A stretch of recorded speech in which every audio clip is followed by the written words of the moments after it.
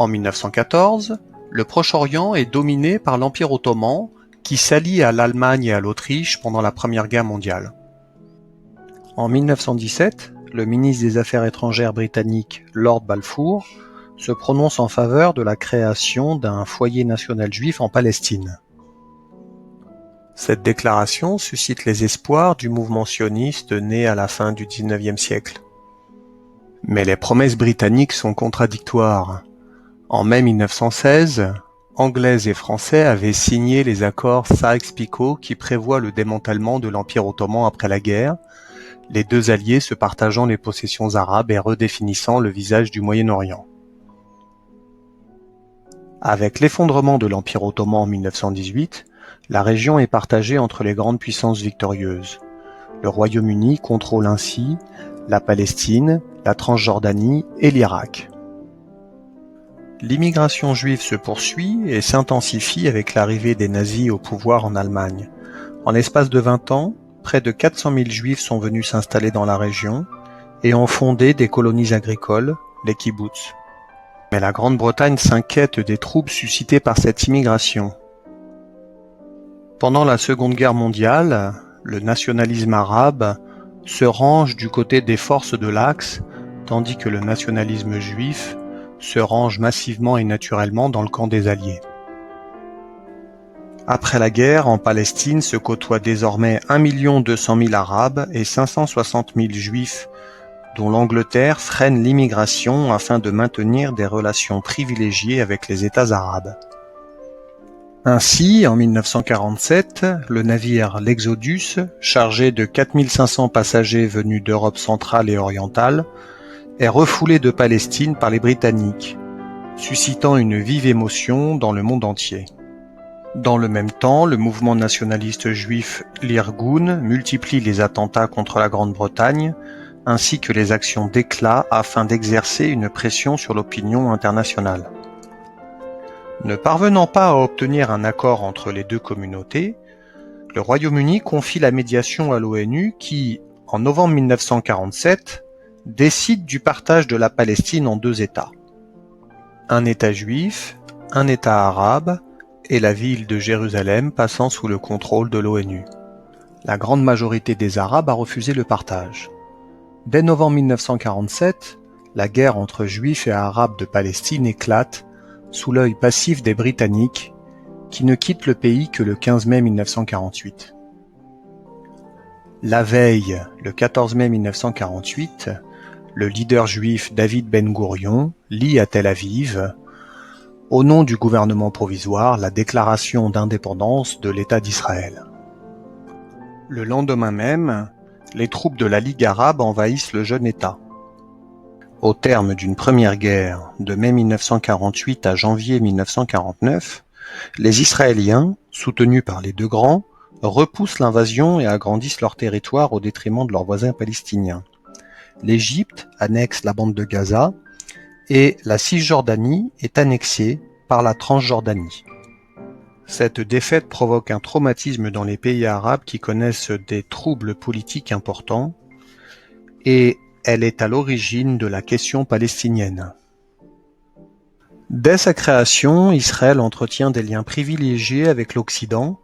Dans le cadre de la guerre froide, Israël devient ainsi une tête de pont de l'Occident au Proche-Orient. L'aide des pays industrialisés et notamment des États-Unis a permis aux Israéliens d'atteindre un niveau de vie comparable à celui des Occidentaux et de mettre sur pied une armée puissante. Après leur défaite de 1948, les États arabes ont accueilli des centaines de milliers de réfugiés palestiniens. Ceux-ci créent entre 1956 et 1958 un mouvement politique, le Fatah, et en 1964 une organisation de libération de la Palestine, chargée de la lutte armée. Yasser Arafat, leader du Fatah, prend la tête de l'OLP en 1969. En pleine guerre froide, le coup d'État militaire de Gamal Abdel Nasser en Égypte change la donne. À la tête d'une révolution sociale et nationale, il veut souder le monde arabe contre Israël et l'impérialisme étranger et s'allie avec l'Union soviétique. En juillet 1956, Nasser, qui a le soutien de l'URSS, annonce à la foule sa décision de nationaliser le canal de Suez et les biens de la Compagnie du Canal, une société franco-britannique. Les Français et les Anglais interviennent militairement dans la zone du canal avec l'appui d'Israël qui craint la montée en puissance de son voisin égyptien extrêmement menaçant. Après des opérations militaires victorieuses, les trois pays sont contraints de se replier sous la pression de l'URSS et des États-Unis. En juin 1967, Israël déclenche une guerre préventive contre la Syrie et l'Égypte, dont les armées équipées par les Soviétiques sont vaincues en 6 jours. L'État hébreu met alors la main sur le Golan, la bande de Gaza, la Cisjordanie et le Sinaï. Jérusalem passe également entièrement sous contrôle israélien. Après la guerre des 6 jours, les colonies israéliennes en territoire palestinien se multiplient. Ce conflit marque une rupture importante au Proche-Orient. La France, qui soutenait jusqu'alors Israël, prône la restitution des territoires occupés et se rapproche des pays arabes. Au contraire, les États-Unis décident de s'impliquer davantage dans la sécurité de l'État hébreu, qui apparaît à leurs yeux comme un rempart face à l'influence de l'URSS. Le Conseil de sécurité des Nations Unies a adopté la résolution 242 à l'issue de la guerre des 6 jours. Elle réclame la fin immédiate de l'occupation militaire, mais ne précise pas comment devraient être restitués les territoires dont elle demande l'évacuation par Israël, les territoires aujourd'hui dits palestiniens étant avant 1967 sous contrôle jordanien ou égyptien. Le 6 octobre 1973, l'Égypte et la Syrie envahissent Israël. C'est la guerre de Kippour. Les pays arabes remportent tout d'abord des succès dans le Sinaï et le Golan, mais les Israéliens réussissent finalement à repousser l'armée égyptienne et un cessez-le-feu est conclu le 24 octobre. Après la guerre de Kippour, le président égyptien Anwar el-Sadat songe à mettre fin au conflit avec Israël. C'est sous l'égide du président américain Jimmy Carter qu'il se retrouve avec le premier ministre israélien Menahem Begin à Camp David pour signer en septembre 1978 un accord de paix. L'Égypte reconnaît Israël qui en échange évacue le Sinaï. Mais cette paix séparée mécontente les groupes arabes radicaux qui assassinent Sadat le 6 octobre 1981. Les fractures du monde arabe se creusent au détriment des Palestiniens. Certains se tournent alors dans la voie du terrorisme pour se faire entendre, comme le groupe Septembre Noir, qui assassine des athlètes israéliens lors des Jeux Olympiques de Munich en 1972. Yasser Arafat subit une cuisante défaite en 1982 lorsque l'armée israélienne envahit le sud Liban et parvient jusqu'à Beyrouth pour en chasser les fédayines palestiniens. La direction de l'OLP doit alors quitter le pays et la cause palestinienne en sort très affaiblie. Mais au cours de cette opération, l'armée israélienne a aidé les milices chrétiennes du Liban à massacrer des civils palestiniens dans les camps de réfugiés de Sabra et Shatila, ce qui provoque l'indignation internationale. L'escalade des violences dans les territoires occupés aboutit en 1987 au déclenchement de la première intifada. La répression de ces troubles, qui se poursuivent pendant 6 ans, a fait des centaines de victimes. C'est à la même période, en 1987, qu'est créé le Hamas, mouvement islamiste palestinien.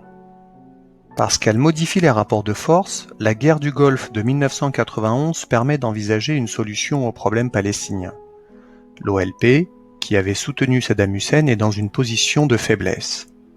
Sous l'égide du président américain Bill Clinton, un accord de paix est signé à Washington le 13 septembre 1993. Ce texte prévoit un territoire autonome pour les Palestiniens dans la bande de Gaza et la Cisjordanie, ainsi qu'un embryon d'État, l'autorité palestinienne. Mais l'assassinat d'Yitzhak Rabin par un extrémiste juif en novembre 1995 et la reprise des attentats par le Hamas mettent à mal le processus de paix. L'échec de la négociation de Camp David en juillet 2000, ainsi que la forte croissance du nombre de colons dans les territoires palestiniens durant la négociation, aboutissent à la seconde intifada. L'élection d'Ariel Sharon comme Premier ministre en 2001 marque un durcissement à l'égard des Palestiniens qui multiplient les attentats suicides. Pour s'en protéger, les Israéliens construisent un mur en Cisjordanie. Après la mort de Yasser Arafat en novembre 2004 et la rencontre entre Ariel Sharon et le successeur de Yasser Arafat, Mahmoud Abbas, Israël retire ses colons de la bande de Gaza en août 2005. Sa victoire électorale aux élections législatives de 2006, le Hamas s'empare du contrôle de la bande de Gaza au terme d'affrontements meurtriers avec les partisans du Fatah.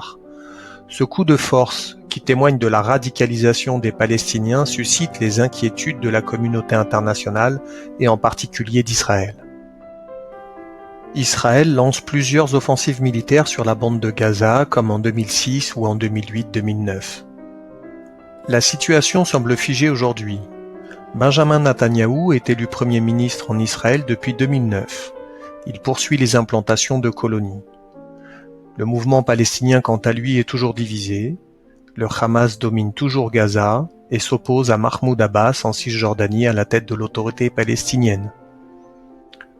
Le contexte du Moyen-Orient, particulièrement chargé depuis les années 2010, avec les printemps arabes, la guerre en Syrie, l'émergence de Daesh, la crise des réfugiés, a fait passer la question palestinienne à l'arrière-plan. Ainsi, ce conflit a connu plusieurs changements depuis son émergence. Il a d'abord été une guerre israélo-arabe, caractérisée par la volonté des pays arabes d'éliminer Israël. Dans le contexte de la guerre froide, Israël est sorti vainqueur des nombreuses guerres qui l'opposent à ses voisins. Guerre d'indépendance en 1948-49, intervention à Suez en 1956, guerre des 6 jours en 1967, guerre de Kippour en 1973. La question palestinienne émerge progressivement. Différents mouvements palestiniens se structurent, certains utilisent le terrorisme comme moyen d'action. Tandis que certains pays voisins de l'État hébreu signent avec lui des traités de paix, comme l'Égypte en 1979 ou la Jordanie en 1994. La radicalisation des acteurs, terrorisme du côté palestinien et implantation israélienne, enlisent le conflit et empêchent une résolution pacifique.